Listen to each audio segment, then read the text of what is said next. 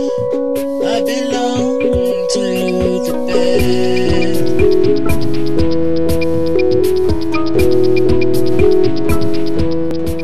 Hello and welcome to week 17 of Technolotics. We're back in the studio, in the humble studios of Trinity FM. Due to technical difficulties, we've been unable to broadcast from our douche this week. The douche. There will be no douching this week. So we must sit in this dull fashion, and you must listen or observe as we continue. Jason has our first story for this week. I do. Our first story is on perfect spheres and NASA's new space experiment. They are sending a gravity probe into space to measure the curvature and rotation of space-time around the Earth. They're going to test two unverified predictions of general relativity, frame dragging, and the geodetic effect. They have implications for the grand unification of physics, which may or may not happen. The four gyroscopes in the satellite don't vary from perfect sphere by more than 40 atomic layers. They're actually the most perfect spheres ever constructed by human beings. Electromagnetic torque rods are used to hold the satellite in static orientation so that the changes in the orientation of the gyroscopes can actually be measured. Magnometers on board sense the Earth's magnetic field rotation so that those can be adjusted. And it's a good example of the faster, cheaper, better mantra that NASA's guiding principles is going these days. And there's a good description there on the wiki links of the experiment. So this is like a really amazing engineering feat involving the best brains in the world. Yeah. Look at my perfect balls. To make perfect balls. Finally, balls. perfect balls have been achieved. You and your balls, Francis. You haven't seen what he's talking. You haven't seen what he's packing. them. They're magnificent. Tasty. So NASA have been adopting this route to fast, small missions and quick and cheap, essentially. They're kind of steering away from with the big Mars push. But this is one of the most successful missions that they've performed so far. There's a great description linked in the wiki of exactly why it's important. But can you synopsize for our listeners and now viewers what is significant about this particular experiment? It has massive implication on proving the general theory of relativity. If it's not true, then it proves it's wrong. So it probably will be right.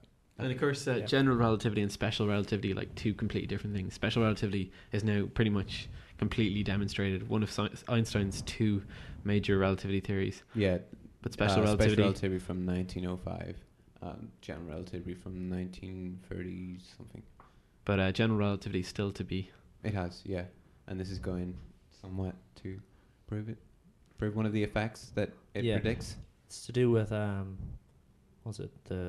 spin of the Earth causing a dimple in space-time? Exactly. The Earth is like, according to the general theory of relativity, the Earth is like a trampoline, and space-time is like a trampoline, and the Earth is like a fat person sitting on it, and so it causes it to curve in, and this thing will actually measure that curvature and prove. Yes, it'll detect really whether there is a curvature being caused. Yeah, because the gyroscopes are pointed. Their axis of spin is pointed at a distant star as a relatively non-moving point. So it will be put in orbit, and if the gyroscopes start drifting over time, then this, they believe, will be caused by this dimple in space-time. Exactly, and the reason they had to be perfectly round is because they'd actually move on their own if they weren't. Yeah, they drift independently of any outside forces if they weren't made so well.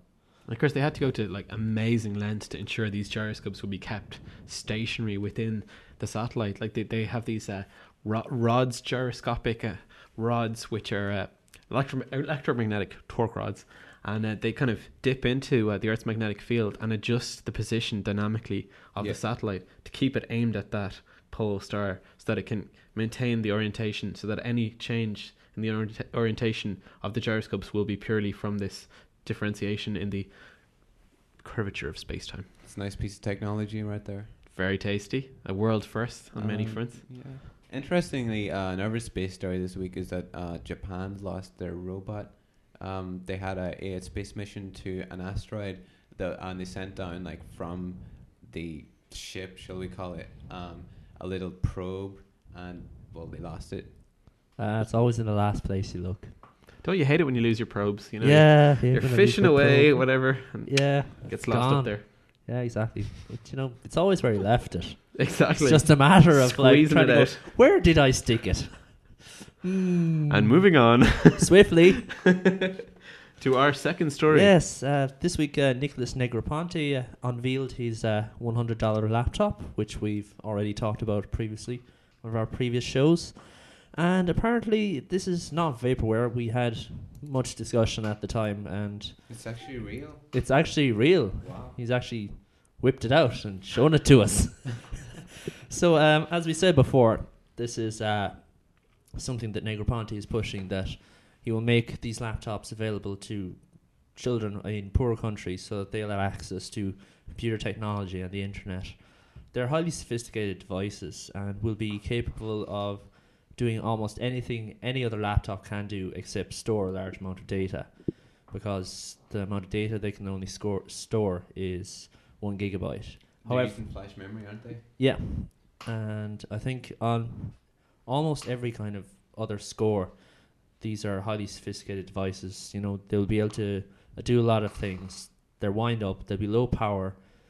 Negroponte is talking about building maybe a specific OS for it that will cut out so many of the crap programs and processes that run in the huge bloated laptops and desktops we have today, where many of the programs are minding other programs, which are minding other programs, and you don't even use all of them.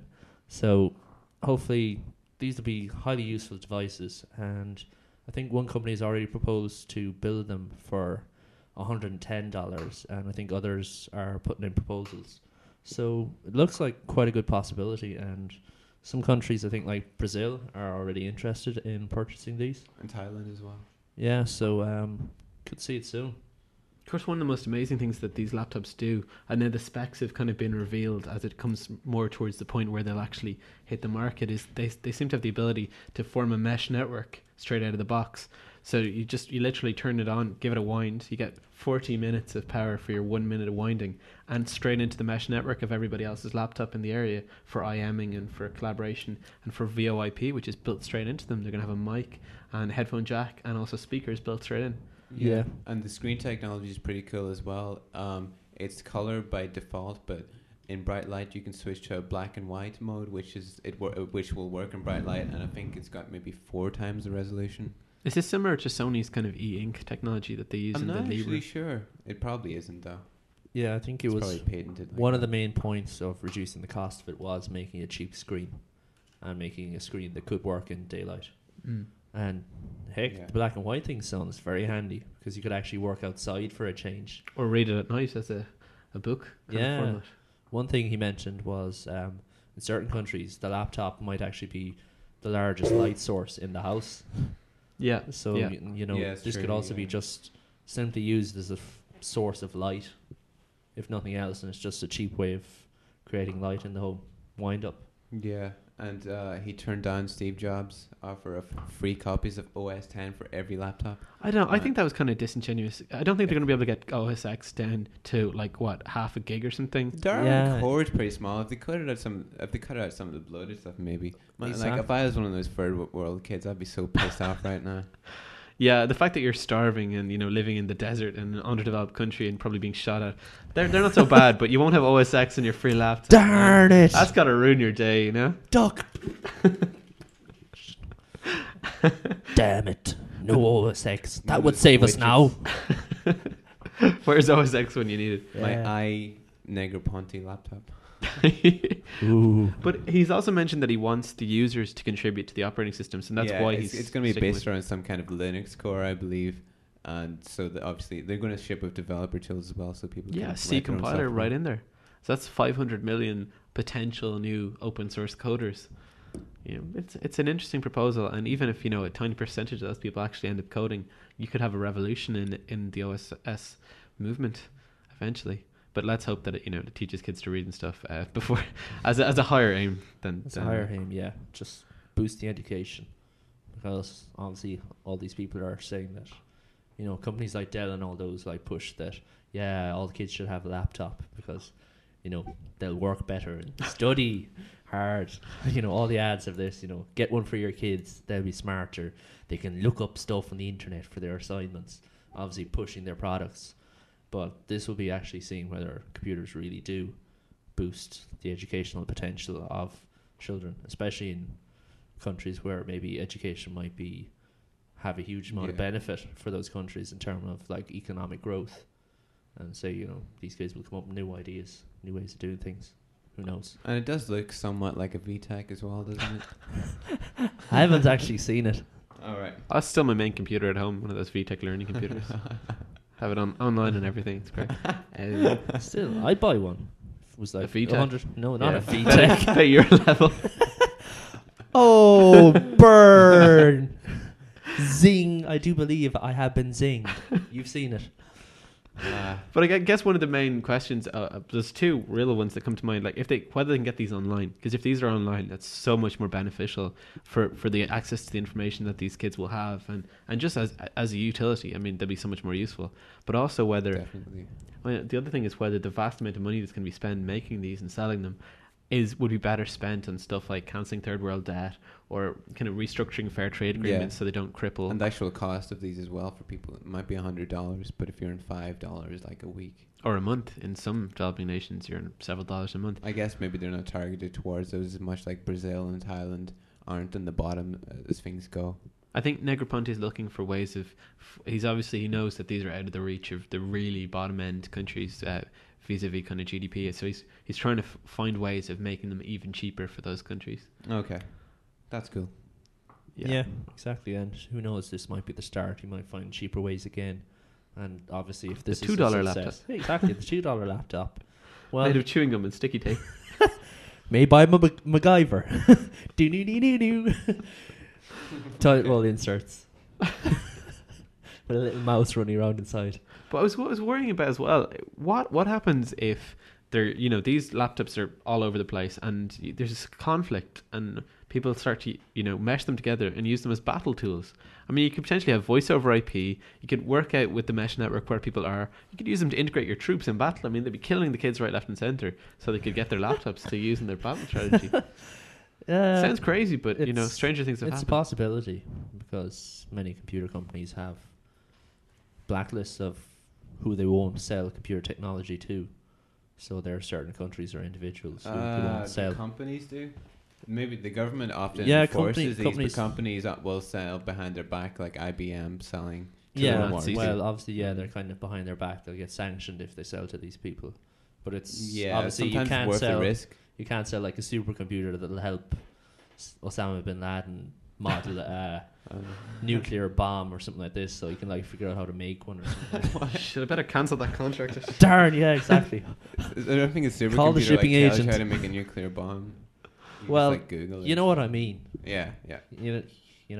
Giving them technology and equipment that'll help their terrorist activities, it's not a good idea. And obviously they'll be trying to control it to give it to countries which are unfriendly and they deem, we don't like you, or we don't like your government until we replace it with someone we do like. Indeed. But Pinochets of tomorrow. Exactly. Or today. So moving on to our next story. Our next story is Yahoo. No, sorry. That's completely different. Our next story is AOL launching an IPTV service, or in quotes IPTV rather.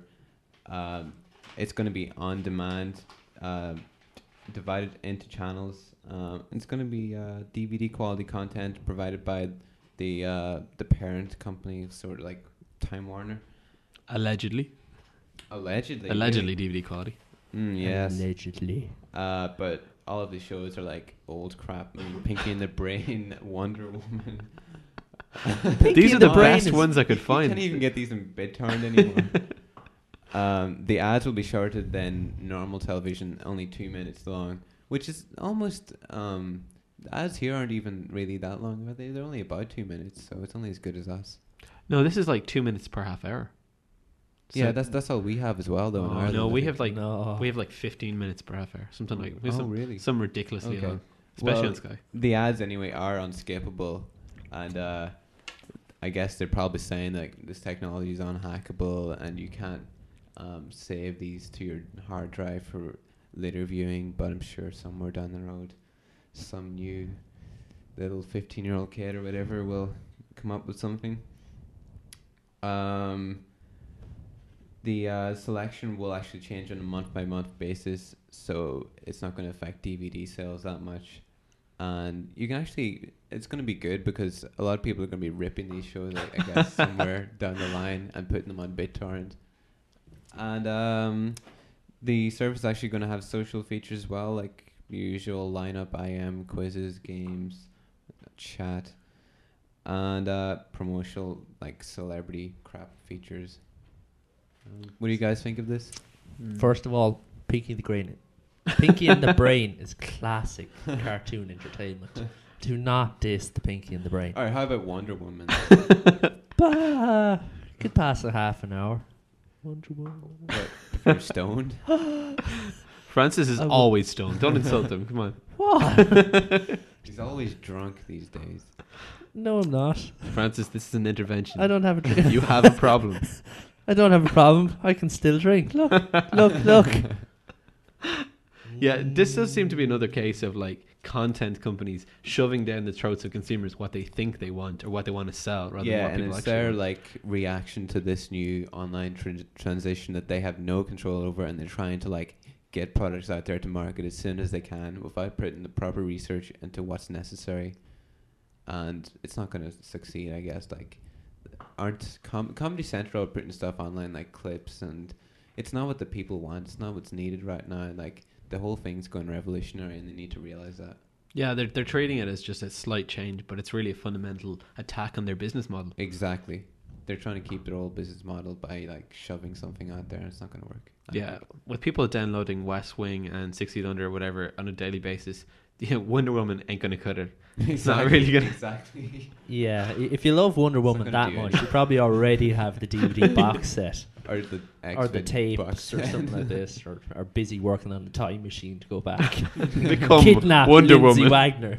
I want to become Wonder Woman. Fuck kidnap. Get over. Wonder Woman. That's just me though. But this seems like more of a promotional tool as well, because they keep mentioning DVD box set sales. They're not going to have like all the series of Wonder Woman, for example. I don't know why we keep talking about Wonder Woman, but whatever. It's going to be like the episode here and there, and like it's going to change on a monthly basis. So next month you can't get the same. Yeah, you can't just like collect every episode.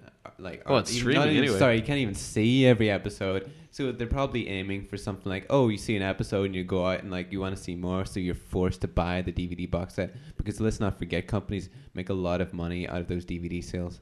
Yeah, that would be one of the nice things if you could actually just sit down and go, right, I've missed this whole, like, say, a TV show, like, you've missed The Shield, and that's totally passed you by, and you go, hey, I want to see The Shield thing, and you're at home, it's a rainy day, and you go, all right, I want the whole series of The Shield. I've got nothing to do. What the hell is The Shield? That's a Poxy TV series. Cop show. Oh dear, no one seems to like my TV shows. You people suck. It's lost on me. Moving swiftly on. Okay, well, this is our third major story, I guess, or fourth major story, because I can't count, is Google Map of sex offenders. This is a... Are you on it yet, Gareth? Not yet, Jason, but we'll see what happens later tonight. This is a new service which has been launched, integrating the Google IP, Google Maps IP, API, IP as well, also, with a database, with publicly accessible databases of sex offenders. So in the United States, the sex offender databases include regional databases. So different regions have different databases. So they've managed to integrate regional databases from all across the states into this API. So you literally go to Google Maps, you surf to your area, and you see all these little dots, and you click on each one, or the little, what do they call them? The little tabs. I don't know what they call them in Google Maps. Things that stick up. But you click on them, and you see a little face of the sex offender. And what worries me about this is that you think, sex offender. What? Our cameraman asks, is it a happy face? This is a happy face. We should introduce our cameraman. He's on the list, the sex offender list. That is, it's Pervy Bren. Yeah, you can't really wave because he's behind the camera, but you get the idea. Well, yeah. Yeah. Say hi, Pervy Bren. behind the camera, not you. Oh. I'll come behind later on. But what worries me about this list is that, you think sex offenders, pedophiles, rapists, right? I mean, it's invasion of civil liberties and stuff, but kind of understandable if you have a pedophile living across the road from your school or whatever. But states in America can define what gets you on the list. Yeah, and I did a bit of a Google, and I looked up what various states define as sex offences. And this is just a random one from the deep south, Mississippi. They define as a sex offence sexual contact with an inmate or resident of a jail. So you're getting a bit lonely in your second year in prison for dropping gum because you're in Missouri. It's probably a serious offence over there. Hey, you dropped your soap there, son. You give a bit of a tickle to your cellmate, and 20 minutes later you're on the sex offenders register. And they also define sodomy, worryingly, is a sex offence. So not even homosexual sodomy, any kind of sodomy. Well, yeah, it is illegal in illegal. many parts of the world. And a sex offence, not just legal. So you're going to be coming up on this Google map. People are going to go like, shit, this paedophile lives across from me. And it's just, you just got frisky up the back door. Well, I think the actual crime of sodomy around the world is used mostly to get stuff like prime ministers, and just like it's kind of a token crime because you can't really catch someone on it. It's not easy to catch someone doing it. And you can't really prove against doing it if someone says it. Like, I know it happened in Malaysia before they got their deputy prime minister. So caught red-handed or brown-handed. For fuck's sake! I was waiting to drop that one in. But I think in general, though, in the US States, it's probably more of an anti-gay thing than anything else. It's probably more of a, if there is a gay club, we can go in and find evidence of sodomy. Yeah, exactly. It's a way for prosecuting people for being gay. So, I mean, other than that being outrageous in itself, this is giving people, and the whole of these databases online, giving people this false idea that they're looking at this information which could potentially be like saving their kids, when in fact, a lot of the time, really all it's doing is stigmatizing people who've done things that are technically illegal, but maybe not as outrageous as would justify them being put on a database for the rest of their lives. Yeah, and well, also the problem here, I mean, the story is about the Google Maps API, but the data was already available. It's just an easier way of accessing it. Yeah, That's sure. all. So, but it does bring up the fact that, not that Google would have a problem with this, but if they did, they have an open API now, like the Flickrlicious problem thing we had a couple of weeks ago. It's like it doesn't really matter what the company think of it. So once you open your API, you open it to abuse, I guess. Or self-abuse in the case of Flickrlicious. Indeed. Well, what do you mean? That's not really abuse of the API. I guess abuse would be more something like someone has a list of like where celebrities live and you connect that to the Google API or something. You should have one of those. Or maybe like, that would be a hitman list of people to kill or something. Maybe a terrorist organization using it. I don't know. Osama bin Laden. I guess that is kind of abuse of it. But these things should probably be like the open source software movement is. It's non-political, should I say? Can't really get the right word for that, but in open source software, it doesn't matter if an anti-abortion clinic an anti-abortion group or an abortion clinic. Anti-abortion clinic. They shove it back up. Open source software. So maybe that's Google's policy in this, or maybe it's at their discretion. I don't know. Yeah, well, what if a company like Microsoft, who have a clear policy of not discriminating against homosexuality, that's part of their policy, and they fund gay rights groups in the United States. What if they were to release an API? I think they have I don't know if there's a Microsoft Maps, but I think they own Expedia, which is like they do. a map thing. What if somebody was using Expedia Maps? There is actually Microsoft Maps, and I think they make Google not there or something. No, not Yahoo Maps or something? No, MSN Maps. I think there's MSN Maps. Yeah. Okay, well, supposing there is, and somebody uses it for this purpose, then they're deviating from the company's policies. You have all sorts of difficulties with how they're going to control this, prevent it from being a fundamental challenge to how they run their company. Indeed, Yeah. it's opened so people can use it for all kinds of purposes they never intended it to.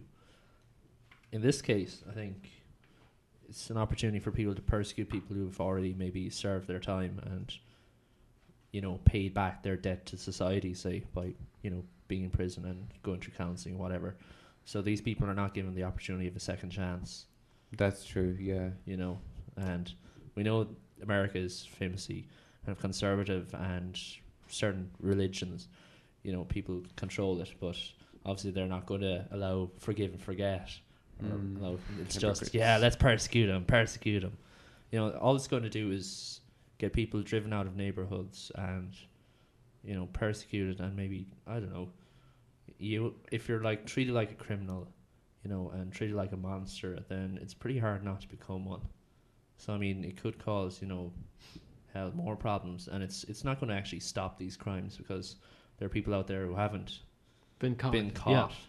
You know, haven't offended yet or haven't been caught. And in fact, the vast majority of, for example, child abuse is carried out not by strangers or people who are from the outside area, but the parents and step parents of the children involved. It's usually someone known by the victim.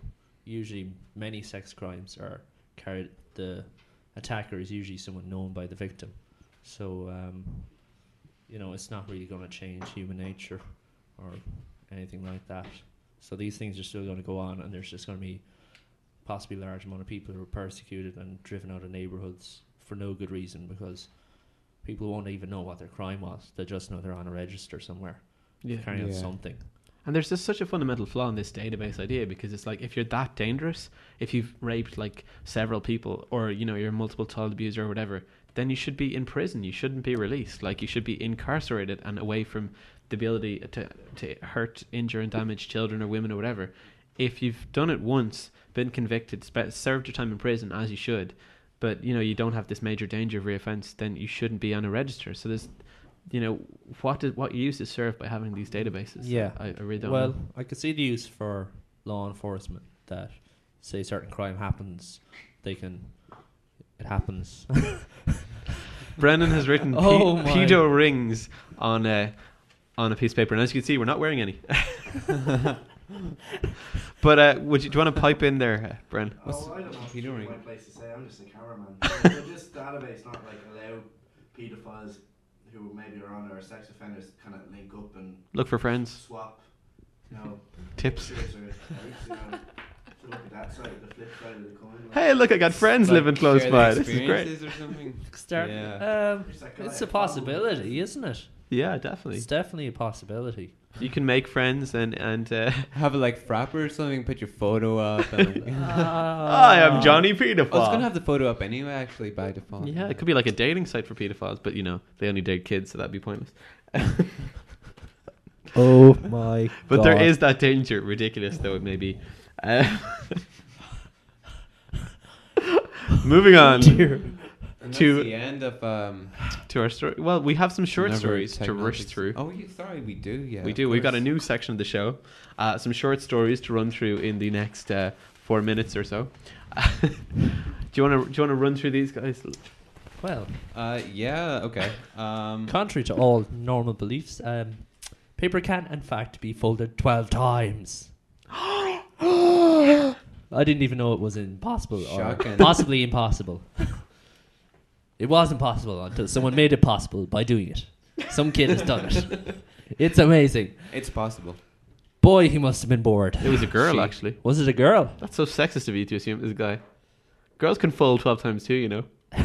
It's like Maybe the girls you know. The site has actually got like loads of mathematical equations. Like I don't even know how she did this, but the paper, it's not like we're talking a tiny little piece of paper. When it's folded 12 times, it's like this big, but you can't obviously hear how big I'm trying to point it to. Watch the video, folks. Yeah. It's as big as this. Two of them. One or the other. Folded in half. So she proved, before it was kind of a just universal belief that 8 times, amongst mathematicians and so on, 8 times was pretty much the limit for any piece of paper, no matter how big. Yeah. But she demonstrated that there's an equation for each piece of paper, and which differs. So it's not like there are different amounts of folds. So even maybe more than 12 is possible, depending on the size and shape of the paper, which is kind of obvious when you think about it. But no one realized it before. And how does this benefit anybody? This saves humanity from the evil paper foldicons. No! Obviously, the EVS aliens will come and go, "Can you fold paper 8 or more times?" We go, "Yes, We can. we can." Thanks to this Where's girl. the little girl? Bring her to me. Bring forth the little girl. We will feed her. The public call. Anyway, our next short story. Is do you want to do it? Dig might bury Slashdot. According to Slashdot, this is a story on the infamous, more famous Slashdot.com, Slashdot.org. Dig has been growing at a phenomenal rate. Fantastic site. Dig.gg.com. And Jizzy. And it's overtaking. If you look at the graphs of its growth, it's almost as popular as Slashdot now. Its growth has been absolutely exponential. And it might one day, as Slashdot is now admitting, take over. Yeah, kill the story Slashdot. was on Slashdot itself, so Dig finally was on Slashdot. Yeah. Bizarrely enough, but the weird thing, Wired have 3 stories this week dedicated to Dig. Yeah. And one of the things that they say is that Dig is going to expand. Dig is just tech news at the moment, but it's going to become, all sorts of news, which I think would be fantastic. And you wouldn't get all those saps going, "This isn't tech. Yeah. The story's crap." Way too many saps on Dig nowadays. Oh yeah. Jeez, the comments gone down. That's what somebody said. A lot of people seem to read Slashdot for the comments, which I think is crazy. But anyway, and Dig has rubbish comments, but And it's not really about that. threading. Yeah. That definitely is a problem. But that also means you don't have to click through 10 times to get to Well, it could have some kind of Ajax. Ajax threading would be perfect. That would such an improvement for Slashdot if they did that, but they don't. Our Slashdot- last little mini oh, story. man, they're gone. They're dead. Mini Our last nugget. story is a massive bug in Gmail that was never released, so you probably haven't heard about it. But until recently, it was possible using a number of methods, shall we say, to basically break into anybody's Gmail account. Yours, mine. You just you open Gmail in 2 browsers, and you look at the session and the URL, and you copy that, and you look at the code, and you mess around with it a little bit, and you can get the right authentication code for anyone. And luckily, it's been patched now, but. You haven't heard about this because Google, the Gmail service itself is beta, so they don't have to report any kind of flaws in it. I actually took a few screenshots of your email before this was fixed, and pedofriends.com is Jesus, my God, these guys keep emailing you. There are more potential contacts for you, Jason. That's just a head back from me mentioning you at the start of that other story. So, Oh really? Oh, really? Tune in next week for those screenshots. He's scorned. Yeah. And you're the only one with the media pimp this week, Jason. I am, and I've got 2 to make up for you guys. My first media pimp is a massive poster of Scarface, which you've probably seen posters of Scarface before. This one is different because the whole poster is made up of the whole script of Scarface. Oh, I'm looking at it So, now. That's legend. And it's in different colours with Yeah, it spaces. is, so you can see obviously Scarface, and I guess you can read the whole fucking Yeah, movie from the apparently poster. you can read the entire script. All the It's words readable. are legible. Yeah. Ah. Readable. So you can That's read amazing. the entire script. Well, see, is it the words or is it directions? Because if it's script, you should really include It's probably just directions. the words, so they're being vague and what script means. I guess. Yeah. Mm. So that'll be different if they included all the directions and stuff. Still pretty cool. And we're now down to 2 minutes. 2 minutes. So what's your last remaining media pimp? My last remaining media pimp is techtainment.net. It's a place. Down to 1 minute. It's a place where go. you can see all the video casts that are out there for geeks and all the other kind of podcasts like Twit, Command End, Ignition, and so forth. Hack 5. You guys all rock.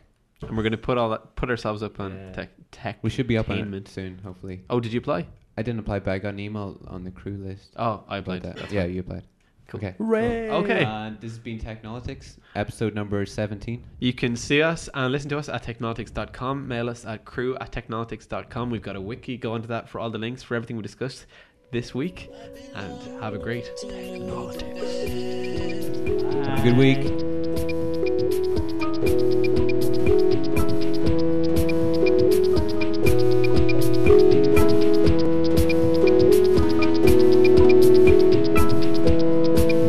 We've got an unhealthy closet.